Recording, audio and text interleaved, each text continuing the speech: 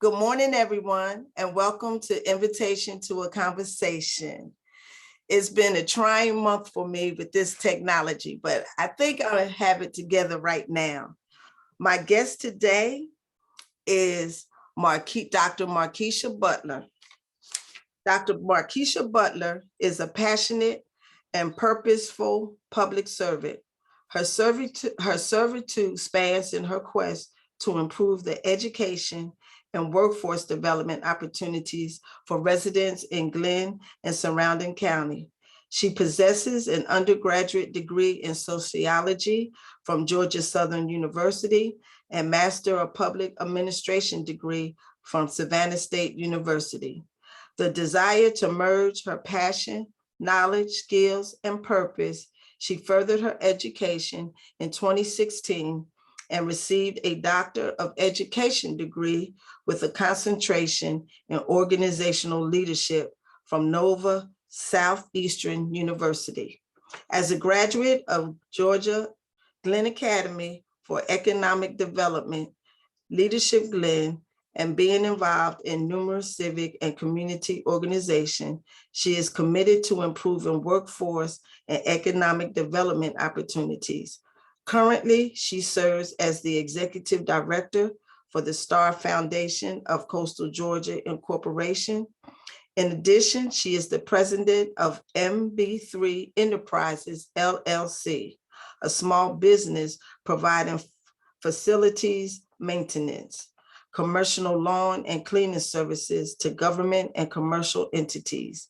She currently resides in Brunswick, Georgia, with her husband, Maurice, daughter, Madison, and a Pomeranian, Magic. Magic. Don't call him Markisha now. He Magic. And recently, she was appointed to serve on the 2022 State School Superintendent Parent Advisory Council to increase parent and family engagement and successful students. Good morning, Dr. Butler. How you doing? I'm well. How about yourself? I'm good. Is that Glenn Academy that you were graduated from? No, it's Georgia Academy for Economic Development. It's a regional economic development program. Okay. Are you a resident of Glenn County? I am. Okay. I am. I was born and raised and pretty much lived in Brunswick all my life. My first job was in Jessup, Georgia when I graduated from college. So I lived in Jessup for about 2 years. Okay. What was your desire to get into the community involvement as you are now? I just always feel like if I'm not at the table to know what the conversations entail, how can I help? So I just was always intentional about being involved. But I must say some people did make recommendations for me. I remember when I worked at Job Corps, I was a work-based learning coordinator. So we had students at United Way on work-based learning site. And then they asked me to serve on the community investment committee. So that was kind of like an introduction to some of the community organizations and how I could be involved. And from that, I just kind of took off and got in Leadership Glenn and just started volunteering and serving on different boards. I became a chamber ambassador and a number of things, but it's always kind of been intentional. What is your quest to improve education? Well, growing up in a single family household, education was something that I saw as a way to change the trajectory of my life. I know I did not want, my mom was a housekeeper. She had several jobs, but housekeeping was one of them. And I just know I didn't want to do that. So I just made a conscious effort, like, let me go do my work so I can go to college. Now, what I was going to be, I don't know, but I just knew I had to go to college. Mm-hmm. So, that was a good start. That was a good start. Absolutely. Your quest to improve workforce development. Well, my introduction to workforce development, I guess, really started at a young age. We would have a summer lunch program with Speedy Catering, and Charles Lovin was the president at the time. And so it was a summer work program. And that gave young people the opportunity to make cash. I mean, we made $4.25 an hour at the time, but I mean, you thought that was $20 back then. So I did that for 2 summers. So I've been working all my life. So then when I went to college, I got a work study job as a in the career services office. And so that interests me with helping people find jobs, preparing them for jobs. So I've been around it a long time. As things have evolved, I became more involved. I worked at Job Corps, business community liaison, and work-based learning coordinator. I was the career development case manager at Job Corps.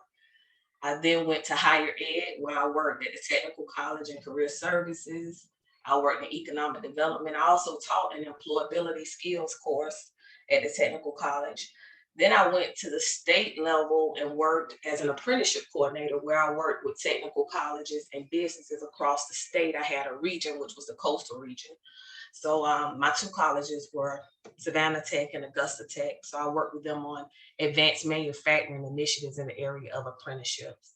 And then I went to WorkSource Coastal, which helps people with workforce development opportunities. It's a youth component as well as an adult component.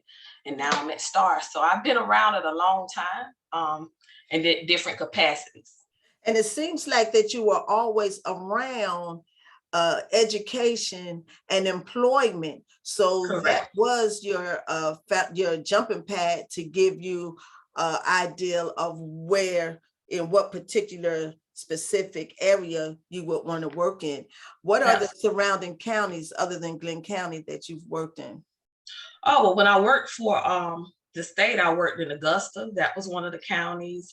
Then with WorkSource Coastal serves 10 counties. So some of those counties are Liberty, McIntosh, Camden, Bryan, Chatham, Scriven. So I've done a lot of work in the coastal region area, as well as just the region as a whole. Because when I worked for economic development, their main office is in Atlanta.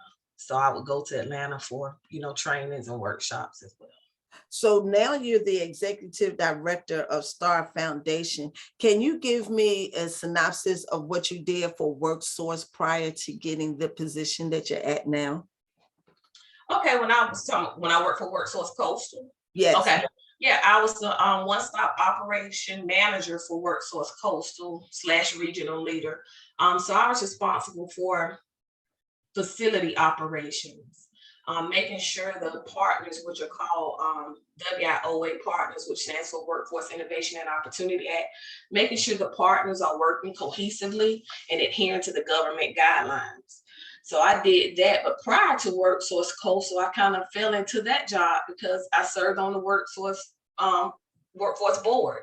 I served on that board for 8 years, so I wasn't new to workforce again in that capacity as far as it related to WorkSource Coastal, but that was my job. So it was more like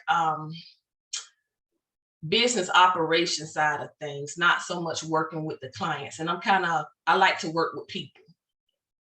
So you were behind the scene doing the things. You weren't in front working with the constituents hands on. You were in the business part of it. Right. And it was opportunities where I could connect the business to the contractor who would provide a service, where it was for adults or whether it was for the youth. But, sometimes you make the introduction and sometimes it doesn't always get followed up on. So then, you just don't know how it works out. What did WorkSources provide to people that came to that organization?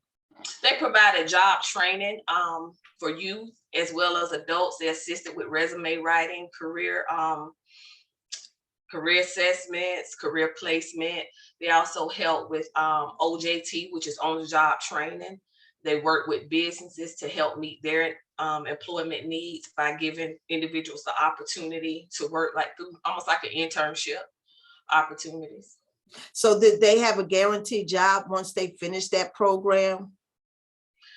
Not necessarily. It could be where an individual got the skills that they needed and then they went on to higher education. They maybe wanted to get some skills in that area and then realized that area wasn't for me. It just all depends. Okay. And now you're the executive director of Star Foundation. What Yes, is your job duties there? well, as a executive director, my goal is to execute the mission and strategic planning of STAR, as well as help with fundraising, marketing, and community outreach. So I oversee the day-to-day operations of STAR.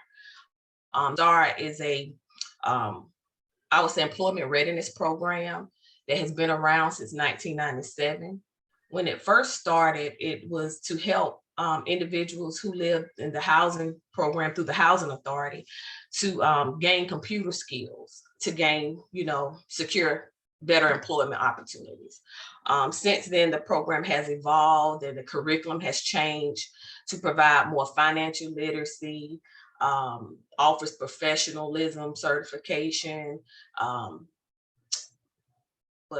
life skills, a little more comprehensive program. So they just so Go they ahead. just don't do the computer teaching that they first started out doing. They have expanded out and done things that goes around with operating the computer. Right.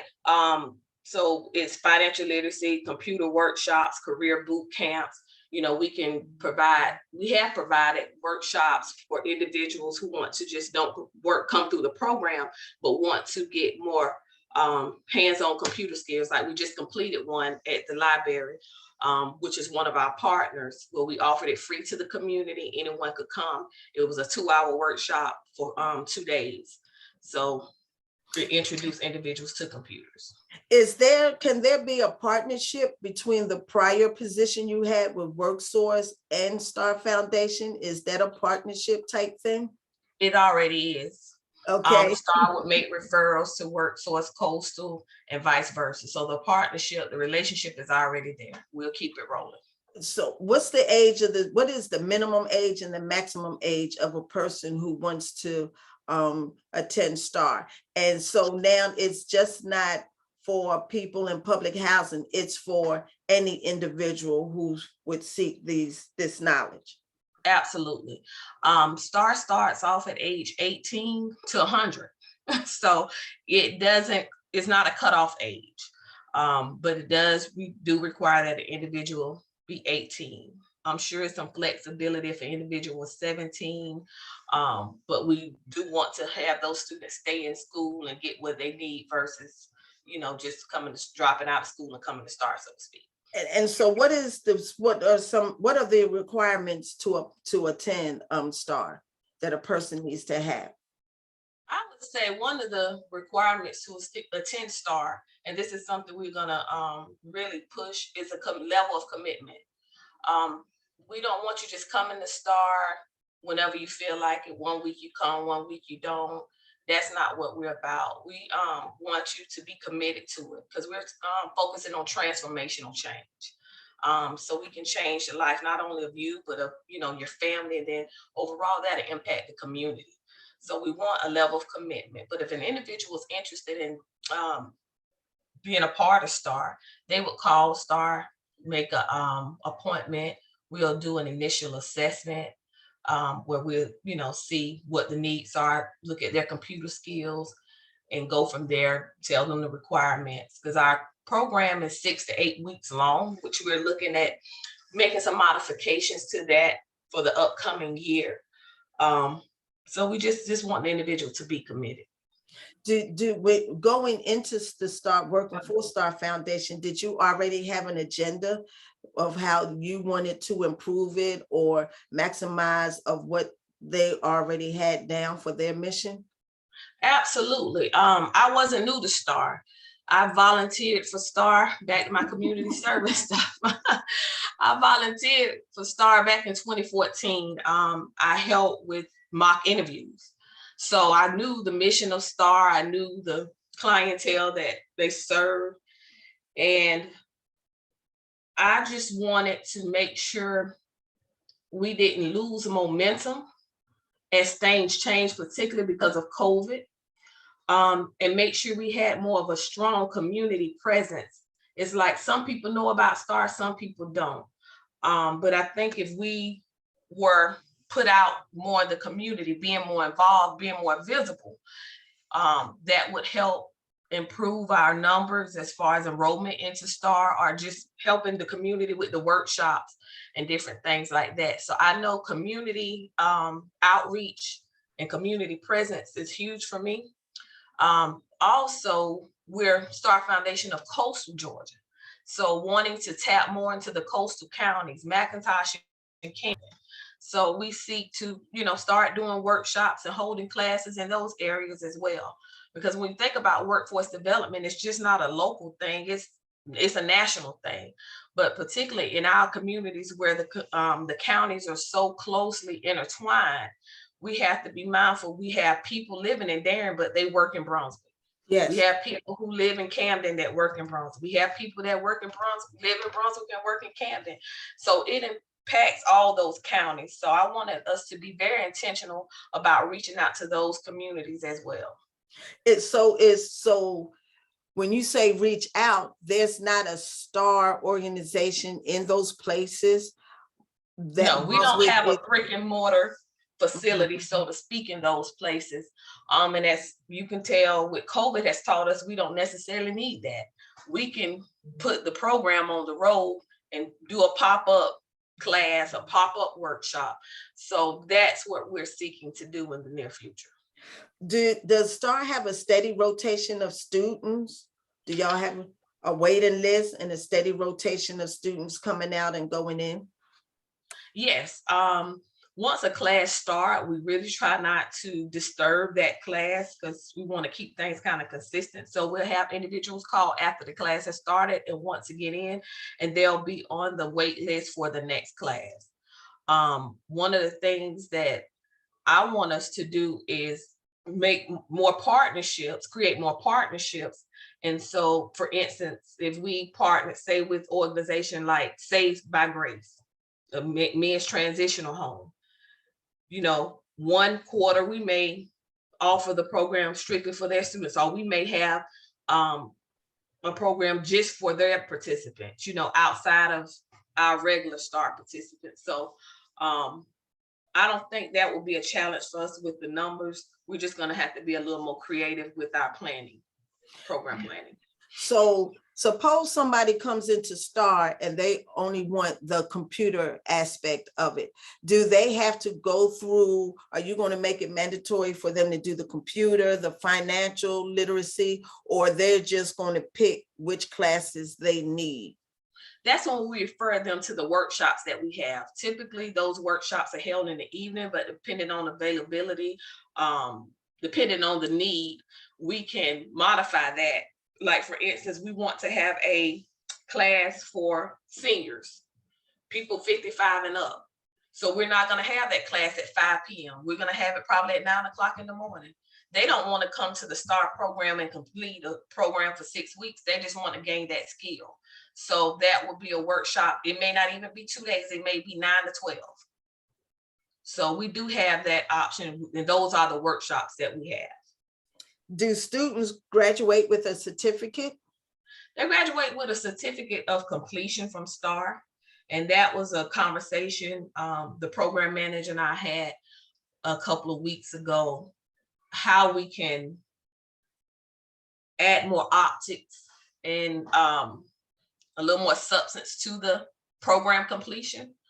So right now, they get a certificate of completion. We do have a graduation at the end, like we have a graduation coming up in December for the individuals who complete the program that's currently going on now.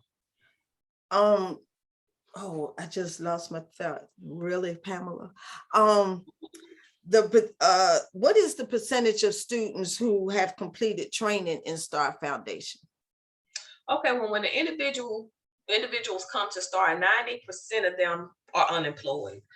So in the last year, and I knew you would ask me this, I have had my numbers available. So bear with me. Last year, we had a total of 146 individuals complete the program. The unique thing about STAR is after an individual complete the program, they're provided with 6 to 12 months of follow-up. So if someone is calling them, hey, are you still working? Do you need your resume updated? Do you need to come in and do, a mock interview? You want a better job. So we don't just cut them off when they leave. We still follow up. You spoke about partnerships, STARS partnerships in the community. How many organizations or nonprofits or businesses is STAR partnership with, so when someone completes the program, they can transition into that job or that marketplace? I can't give you a number, but just to tell you some right off, some businesses that have partnered with STAR in the past. Shuck Seafood has partnered with Star Rich's products. We have provided some workshops for Safe Harbor. We've done some workshops at the Golden House Career Academy. We have done workshops for Safe Harbor. So it's just, expansive. We're looking to grow it. It's not a, okay. Right. So when I mean partnership, do you have partnerships so when people complete the program there, they can get jobs at these places? Yes, ma'am. And again, I've been in the job for like a month, so I don't know all of them right off, but I know just from my own experience and working in workforce development, if an individual is looking for a job, I've had people already to say, hey, I need 2 receptionists. When you have somebody to complete, or if you have somebody, call me. So those relationships are already there because of my previous occupation. So it's just a matter of getting the student plugged in with the employer. Does people get a stipend or some kind of money to attend STAR for this training program? No, we don't provide any monetary incentives. However, if the individual has some barriers, we may be able to assist them with addressing some of those barriers, but that's on an individual case-by-case basis. Do a lot of, so you did mention that people can attend college after going to STAR. Would that give them some already prerequisition training to add on to their college application going into college, if that's what they wanted to do afterwards? Yeah, they wouldn't get actually, like, STAR wouldn't count as a academic credit course, so to speak, but it can help them, I think, with addressing employability skills, being on time, turning in assignments when they're due and stuff. And the colleges, both colleges have been real good about waiving the application fee for our participants, which most of them have a free application day anyway. And we do tours at those colleges so students can see hands-on what the college offer, will it be a good fit for them, and so forth. Oh, okay. That sounds good. Tell me about this parent advisory council.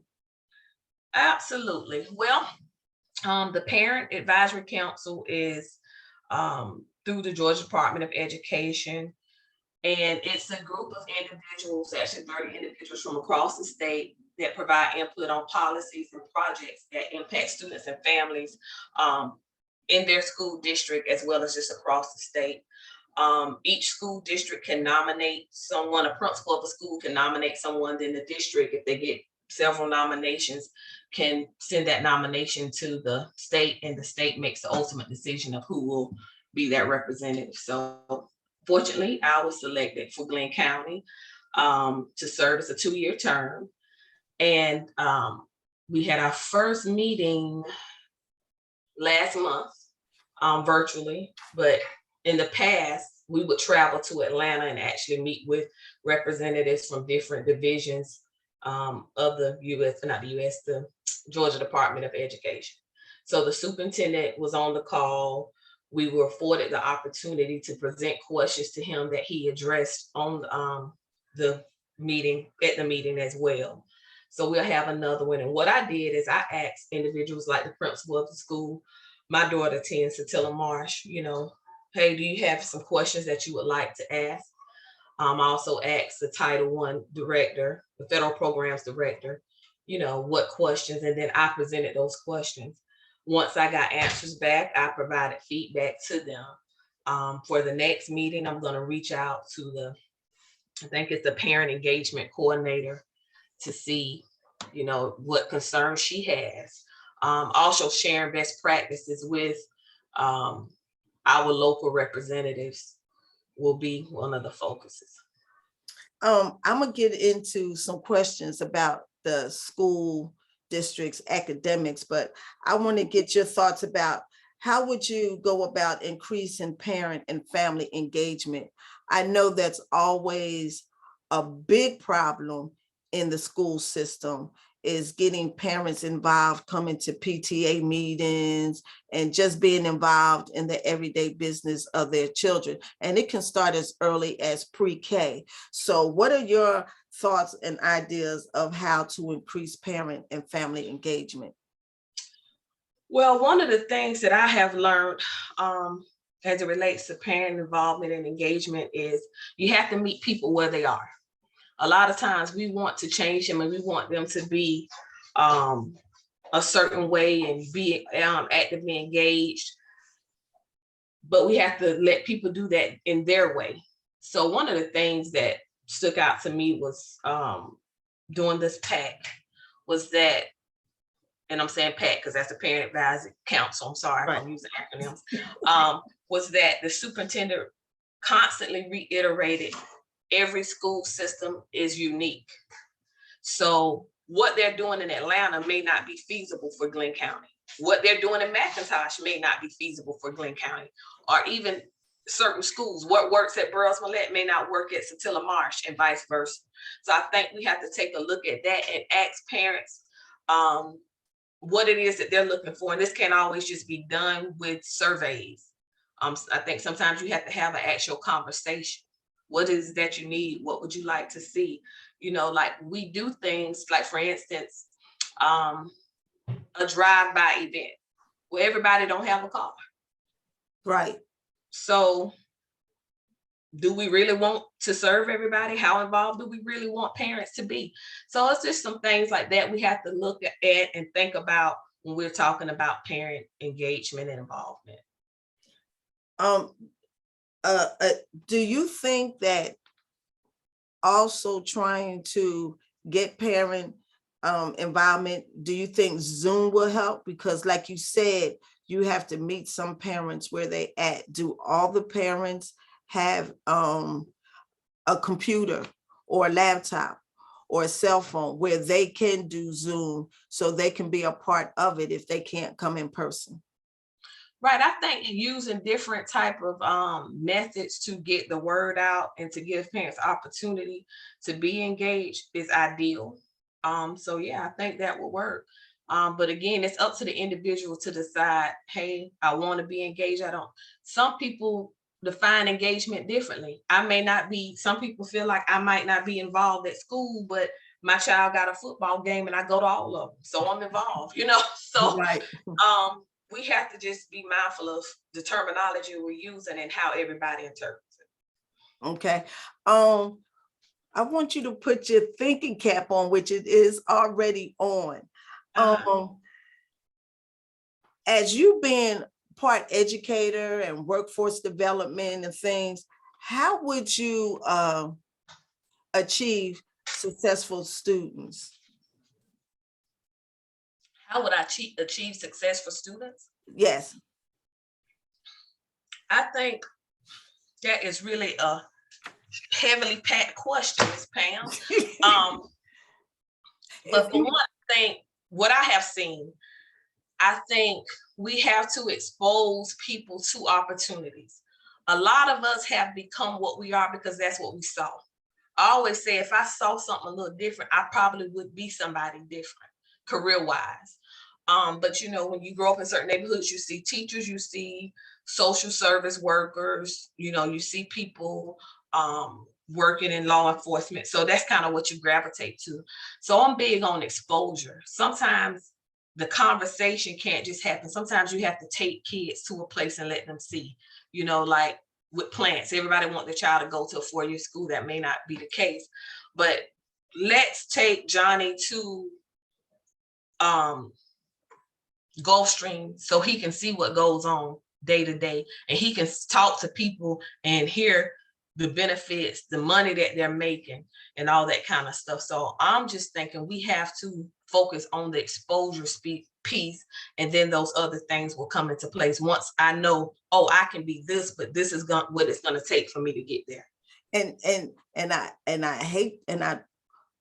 that's one thing where economic development comes into, because I always say that Brunswick always builds more hotels, more restaurants, but there's other jobs out there, like you just said, because in your neighborhood, you see the trash man, you see the mailman. Those are basic jobs that people get if they want to go up. But there's a whole plethora of other jobs or careers out there that we don't see in Brunswick that needs to be here, that will keep our children here and not always send them off for a career. But who inspires you, Dr. Butler? Oh, so many people and so many things have inspired me. But I would say at this point in my life, I think it's just family. For so long I was single, so it was just about me, and I did what I wanted to do, how I wanted to do it, when I wanted to do it. So but now it's family, because I have a daughter, she's 8, so she's looking for me to guide her, and yeah, just family. Okay. Family is that inspiration for me. What is your favorite scripture, phrase, or testimony that keeps you grounded? I would say Proverbs 3:5-6. Trust in the Lord with all your heart, lean not on your own understanding, and always acknowledge him, and he'll direct your path. And I know I probably said that real quick because I say it all the time. But for me, that is my testimony. I can't trust in nobody else but him. That's just it. That's mine, because I'm a thinker and I'm always thinking, and I can't trust sometimes on my thoughts and my ideas and my needs. And I have that planted everywhere in the main places in my house. So when I come to a decision and I break down, I just look up there and say, okay, this is what I lean on. Right. Yeah, yes. That's it. I mean, that's it for me. And I want to go back before we end this conversation. Your last comment, my last question to you is wisdom or advice to those who need STAR training. But one of the questions that I did not ask you was this: if you were the superintendent of the schools district, what would you like to see the academics be, and would all the high schools be split into vocational education? Because how I was raised, it was just high school and academics, and some schools are half vocational and half academic. So if you were a school superintendent, how would you see the academic agenda? Would it be for all schools, or would it be for public schools versus private? How would you see it? Oh, Lord, Pam, you really getting on me with this stuff about the school system. I don't want to be talking about these people's jobs. We're just having a conversation. We're having a conversation, but let me just say this. I think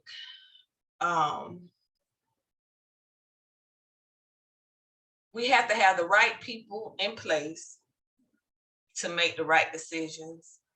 And we have to expose kids to career pathways much sooner than high school. All the logistics of what school, how school, I don't know that, but I just know that we got to have key passionate people in positions, and individuals need to be exposed to career opportunities much sooner, various career opportunities much sooner. I asked you that question because you do have an 8-year-old daughter, and my children are grown now, but as they were coming up in the school system, I seen the various difference of how education was being taught and what was being taught. And so I'm sure when your daughter comes home and you hear what the teacher said or how they wanted to learn or not learn based on what you're teaching her at home, they have to come and merge somewhere together, because one of the topics out there now is critical theory. Mhm. I think that's just Black history in another term in a new generation, but it's Right. still going to be Black history, critical theory or whatever. And so we're on this race issue. And do you think that education should be separated by the economic standard of that child's parents, or should it be universal to all the schools? Because you know, you can take a child from Glen Academy and a child from Brunswick High and a child from Frederica Academy. Are they learning the same thing, or are they learning different curriculums? And that's my question. How would you see the academic standards for the school system? Ooh, not working in that arena, it's kind of hard for me to say, but I can say this, and I can only speak for me. I don't depend heavily on one particular entity to do anything for my child. And that's just Keisha thing. I'm going to Keisha now, not Dr. Butler, Markisha, but Keisha. That's just Keisha thing. Mhm. My role as a parent is to make sure that she has the tools that she needs to be successful. And whatever I got to do to make sure she get it is what I'm gonna do. Maybe I didn't answer your question, and I'm sure I did. But I think it all boils down to the individual and what they want. It's not a one size fit all, but the parents got to have some skin in the game too. Mm-hmm. What wisdom or advice do you have for those who need training or don't know that STAR is out there, that you want to tell them, get out there no matter how old you are and learn something?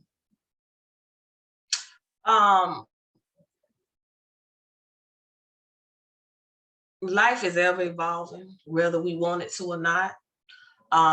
Education can change your life. STAR mission is to empower and educate individuals so they can be successful in the community. STAR inspires transformational change. We're not just changing your life, we're changing the lives of the ones that depend on you. And you will ultimately inspire the community once you leave STAR. So I say give STAR a call, give us a call at 912-554-0540, or shoot me an email at markisha@starfoundation.org. And we would love to have a conversation with you on how we can help change your life. And there you have it. And STAR Foundation will also make you a brighter star than when you came into the door. Right. Thank you for this conversation. Congratulations on the new PAC situation that you're going to be in for the next 2 years. And congratulations on being the new executive director of STAR. Thank you so much. I'm gonna have to come and check it out. Yeah, please do. Yes. Is STAR a partnership with Brunswick Housing Authority? Yeah, we still have a partnership with the Housing Authority. Okay. All right. All Well, right.